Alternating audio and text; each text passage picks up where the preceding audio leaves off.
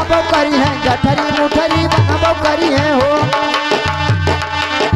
ओ सजना खाई ले बसा तू अभिशान ननदिया हमारी नालायो हो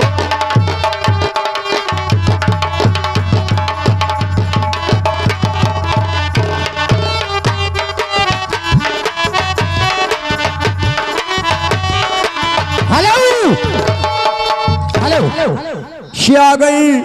महेश की अम्मा और महेश के बप्पा दोनों सज्जन दोनों परानी मिलकर 5-5 रुपए का पुरस्कार गगरी ऊपर गगरी एक दिन रगरी जा बोना है। हरे गगरी ऊपर गगरी अरे गगरिया ऊपर गगरी एक दिन रगरी जा बोना अरे तो जहिया जाबो पियवा नगरी वही दिन नगरी जा बोना हेलो हेलो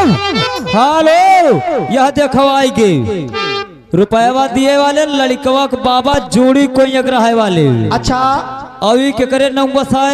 स्वामीनाथ तुम्हें अपन बहन समझ के 10 रुपया ढोड़ी में काजर लगावक दीन है लेकिन का है करिया मुर्गी उजर पखना स्वामीनाथ निकर के अपन बहन रखना अरे करिया मुर्गी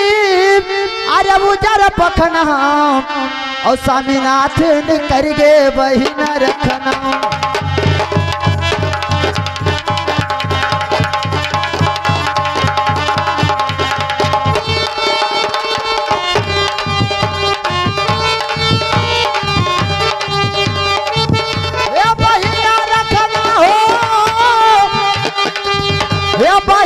रखना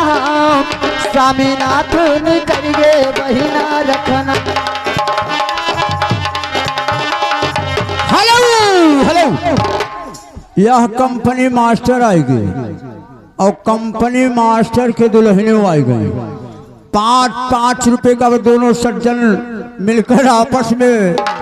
10 रुपए दिए हैं मास्टर और मास्टराइन हाँ और गाना का लगवावट है कहाँ लाया मेरा यार पहाड़ों में अच्छा हाँ लग जाओ हे लेकिन कहना है क्या है वो कहाँ लाया मेरा यार पहाड़ों में कहाँ